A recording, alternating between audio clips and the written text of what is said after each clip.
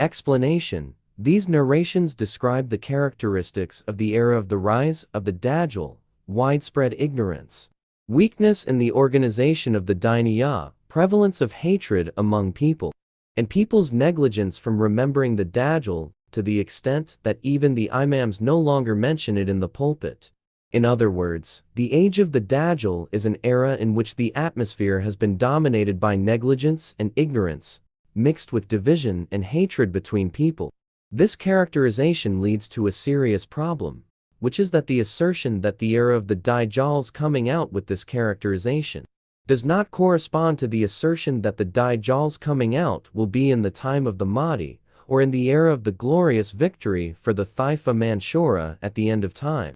This is because Taifa Manshura, or Faya, Mumina at that time existed based on the evidence of the truth of Allah's decree, especially since the signs of that time were clearly visible to them. Hence, one can imagine their readiness to face the Dajjal at any time. One can also imagine that they remember the Dajjal a lot, and not the other way around. The obvious result of such a characterization of the age of al-Mahdi is, of course, the opposite of all the circumstances described in the Ahadith. This issue may still be answered, that what the Atsar are referring to is the general human condition, not the Taifa Manshura who are fighting hard in the Levant. It is even possible that it refers to the population of the eastern region in general. This region, as is understood from the explanation in the chapter on al-Mahdi, may be devoid of religious teachings from their lives, and even devoid of the Taifa Manshura in their midst, even if they are few in number. As is known, Taifa Manshura departed from their midst towards the center of the battle in the direction of Sham and Ilya, and left behind them all those who would be reaped by the Fitna du Haima. This is how the people who were left behind by Taifa Manshura were characterized by their lack of din, the spread of hatred, the prevalence of ignorance, the loss of knowledge, and their neglect of the remembrance of the Dajjal. It is for this reason that the Ahadith speak of the situation in general, excluding from it those who were members of the Taifa Manshura, who at that time had been concentrated in the Levant in the first phase, and in the two Haram lands Mecca and Medina in the second phase. This is what the hadiths tell us about the nature of the Dajjal's actions and his ambitions towards Mecca and Medina. So Allah protected the two holy cities by assigning angels to protect them. Then Dajjal heads to the Levant. In one of the Atsar, it is mentioned that a Sahabiyah, Sharik bint Abil Ikr radiyallahu anha, was shocked by the painful attack, and she said, "O Messenger of Allah, where were the Arabs at that time?" He, peace and blessings of Allah be upon him, replied, "They were few at that time, and the majority of them were in Bayt el-Maqdis." Hence, what is meant by Arabs? Here are Muslims who follow the commands of Allah. The Prophet, peace and blessings of Allah be upon him, explained that most of them were in Bayt el-Maqdis, and they were few in number compared to the whole of humanity. Hence, the hadiths that have just been presented describe the situation of mankind in general, with the exception of a small minority, the Taifa Manshura in the Levant alone. Conclusion on the era of the Dajjal and its signs. 1. The first sign of the appearance of the Dajjal is the Fitna du Haima that sweeps across the earth, making it similar to the Fitna of the Dajjal. 2. The Fitna du Haima ended with the separation of the believers from the hypocrites.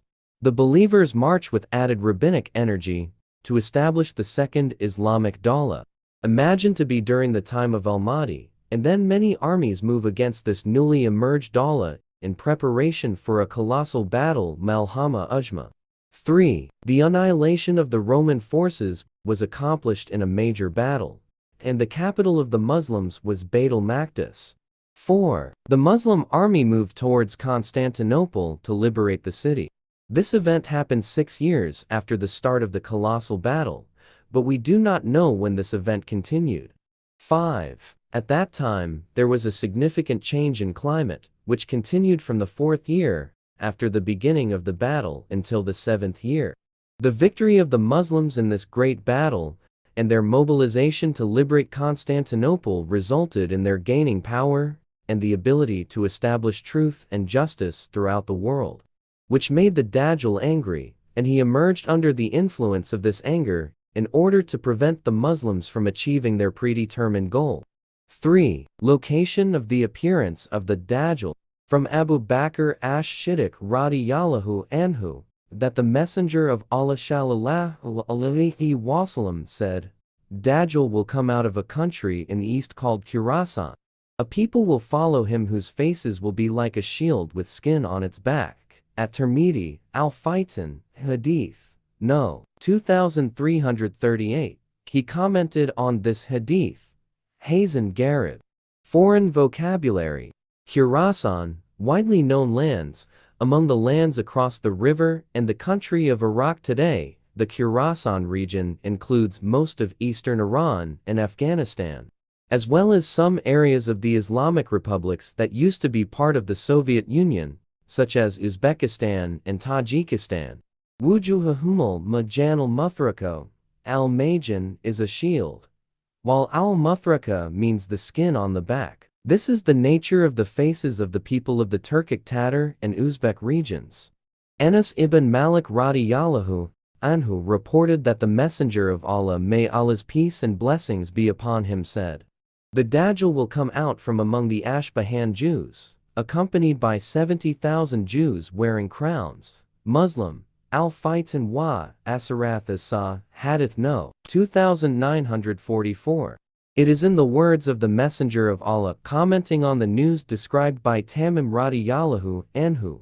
Behold, the Dajjal is really in the Sea of Sham, or the Sea of Yemen. Oh, rather he is from the east. That is him from the east.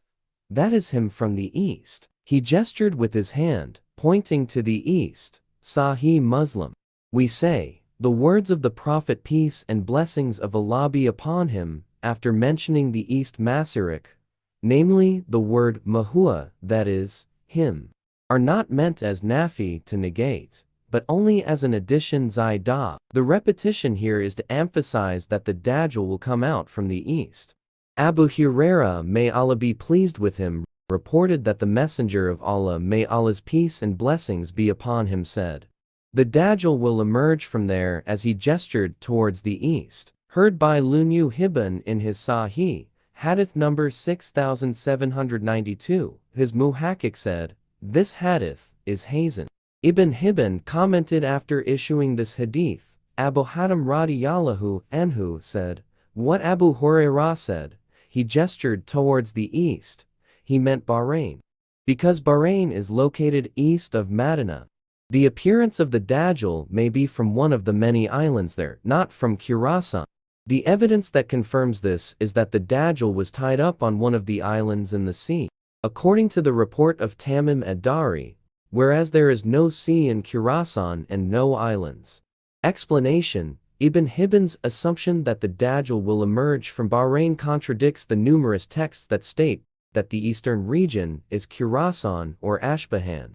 His reference to the story of Tamim is also out of place, because what is meant by the appearance of Dajjal is the beginning of his fitna, and not his birthplace or his residence on an island. Furthermore, there is no contradiction between the hadith of Tamim and the hadiths that specify the place where the Dajjal will emerge. So what the story of Tamim means is that the Dajjal is now firmly shackled on an island in the middle of the ocean. And when the promise of Allah comes, he will move towards a certain area from which he will come out with his fitna, and his followers will also move from there. Therefore, the statement that the Dajjal is on an island in the Arabian Gulf, near Bahrain, is out of place, as I have explained earlier. Nawas bin Salman radiyallahu anhu reported that the Messenger of Allah, may Allah's peace and blessings be upon him, said about the Dajjal, he will come out in the direction of Sham and Iraq. Then he will corrupt the right and corrupt the left. O servants of Allah, remain steadfast. Muslim, Al-Fitan in a long hadith, Hadith No. 2937. Foreign vocabulary. Kalatan Bainasiyami wal Iraq. It means going out to Sham and Iraq, or somewhere between Sham and Iraq. In some narrations, Halatan is written with the letter Ha, without a period, and it means the same thing. It is also stated in Al-Ain that Halatin is a place where the ground is hard and rocky, so what is meant is a certain place in the desert of Sham from the direction of Iraq. The correct view is that Halatin and what is meant by it is going out between the two countries, without specifying the direction in which one wants to go. Conclusion on the location of the exit of the Dajjal. 1. It is clear from these hadiths that the Dajjal will come out from the eastern direction or region. This is a conclusion about which there is no dispute. The only dispute is over the exact direction or region of emergence. 2. It is also clear from the hadiths that the location of the Dajjal's exit is from Khurasan. Khurasan is a large area, which is now divided into several countries. In some hadiths, it is stated that Dajjal will come out from among the Jews of Ashbahan, while Ashbahan is located in Iran. However, the strongest narration states that 70,000 Jews will follow Dajjal from among the people of Ashbahan.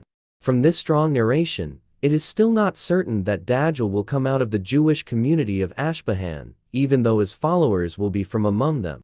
In general, Ashbahan is considered to be a place near or belonging to Khurasan. Hence the mention of Ashbahan in this hadith is a takshish. 3. From the physical form of Dajjal's followers, it is explained that at first Dajjal's appearance was in a certain region adjacent to the Uzbek nation. Subsequently, he may have been in northeastern Iran, or it could be that he first appeared in Uzbekistan or its neighboring countries. 4. It is narrated in a number of Sahih reports that the Dajjal came out between Sham and Iraq. This hadith does not contradict the other hadiths, because the Dajjal may come out several times, first in Ashbahan and Khurasan. Then he moves to the west and concentrates his forces in a place between Iraq and Sham. 4. The Jewish followers of Dajjal. A. Jewish. Anas ibn Malik, may Allah be pleased with him, reported that the Messenger of Allah, may Allah's peace and blessings be upon him, said, "There will follow the Dajjal from among the Ashbahan Jews 70,000 men wearing thick, striped clothes." Muslim, Al-Fitan, 2944.